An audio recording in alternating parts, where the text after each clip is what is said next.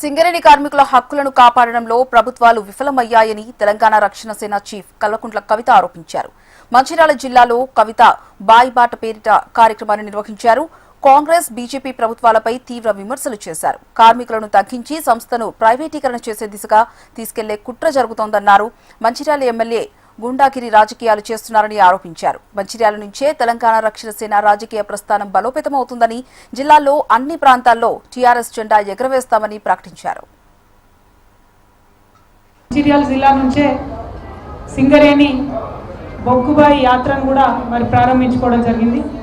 గౌరవనీయులు పెద్దలు HMS general secretary గారు అన్న రియాజ్ అహ్మద్ గారి సారథ్యంలో ఈ యాత్రను మొత్తం బొగ్గుబాయిలన్నిటి మీద కూడా చేపట్టబోతా ఉన్నాం.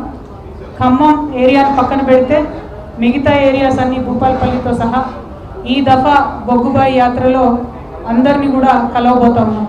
ప్రభుత్వం మీరు జోక్యం చేసుకొని సింగరేణి సంస్థలో ఉన్నటువంటి డబ్బును దోచుకుంటున్నారు, సింగరేణికి బకాయి పెడుతున్నారు. కానీ సింగరేణి కార్మికుల యొక్క రక్షణ విషయంలో మాత్రం మీరు కంప్లీట్గా ఇగ్నోర్ చేస్తున్నారు. మంచిర్యాల ఎమ్మెల్యే గారి గురించి ప్రత్యేకించి నేను చెప్పక్కర్లేదు.